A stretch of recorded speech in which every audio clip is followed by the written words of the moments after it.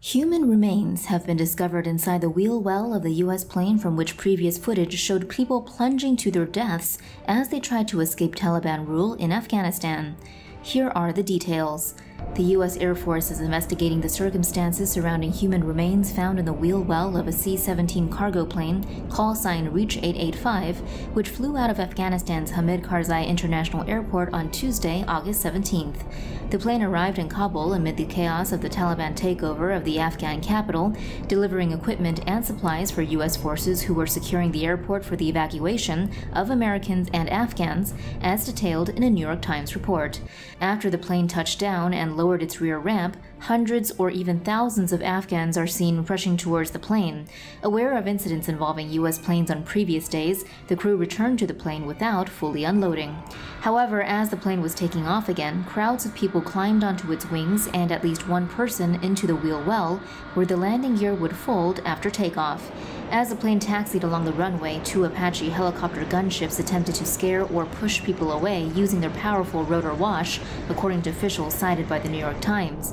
Minutes later, the plane's pilot and co-pilot realized his landing gear would not fully retract and sent a crew member down to look at the wheel well, where human remains were discovered, apparently crushed by the landing gear. With the rush to leave the country continuing, U.S. Secretary of Defense Lloyd J. Austin III held a press conference on Wednesday where he emphasized three priorities for the U.S. in Kabul right now. The first was ensuring the safety and security of Americans and Afghans that the U.S. is trying to evacuate from Hamid Karzai International Airport in Kabul. The second was maintaining security at the airport itself. The third was increasing the flow of aircraft and people out of Kabul. We've flown out several thousand since the 15th of August, and our goal is to be able to increase our capacity every day going forward, he said. In a speech on Monday, U.S. President Joe Biden said he would expand refugee access to the U.S. to include Afghans who worked for U.S. non-governmental organizations and U.S. news agencies. However, he did not explicitly say how many Afghans would be affected by the expansion. They would join as many as 50,000 Afghans already eligible for special immigrant visas who have yet to leave the country, according to foreignpolicy.com. Evidently, the situation is a mess, and countless lives have been ruined inside Afghanistan since the U.S. invasion in 2001 in retaliation for the 9/11 terrorist attacks. Here's a timeline of the tragic events that sparked these tragic events.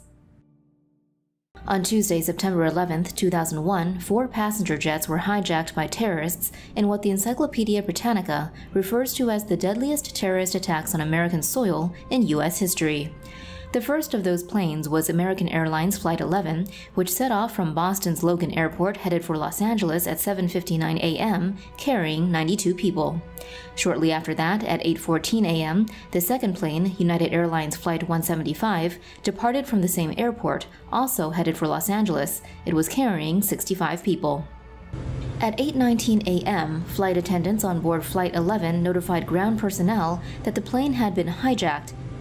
Just 1 minute later, the third plane, American Airlines Flight 77, departed Washington Dulles Airport bound for Los Angeles, carrying 64 people. Finally, at 8:42 a.m., the fourth plane, United Airlines Flight 93, departed from Newark, New Jersey, bound for San Francisco, carrying 44 people. At 8:47 a.m., traveling at 440 miles per hour, American Airlines Flight 11 crashed into the North Tower of the World Trade Center in New York City, killing everyone on board and 1,462 people inside the tower, according to the 9/11 Commission report. Around 16 minutes after that, at 9:03 a.m., United Airlines Flight 175 crashed into the World Trade Center South Tower at a speed of 540 miles per hour. All 65 people on board were killed instantly as the plane hit the 81st floor, killing 600 people inside. At 9:38 a.m., American Airlines Flight 77 crashed into the Pentagon traveling at 530 miles per hour. All 64 people on board were killed, while on the ground, 125 military and civilian personnel died. Around 21 minutes later, at 9:59 a.m., the South Tower collapsed. As chaos ensued in New York, passengers on United Airlines Flight 93 voted to storm the cockpit and force the plane's hijackers to crash earlier than they had planned into an empty field in Shanksville, Pennsylvania, at 10:02 a.m. The crash killed all 44 people on board. Finally, at 10:28 a.m., the North Tower of the World Trade Center collapsed. The legacy of death and destruction set into motion that day still defines the world we live in now. Less than a month after the attacks, U.S. President George W. Bush ordered the invasion of Afghanistan in order to eradicate al-Qaeda, the terror group who claimed responsibility for the attacks. The U.S. would spend almost 20 years in the country before pulling out this year. After 2009 alone, when the UN began systematically documenting casualties, around 65,000 civilians were injured in the fighting and 35,000 were killed. According to Agence France-Presse, 2,400 U.S. military personnel were killed in the fighting and more than 20,700 wounded.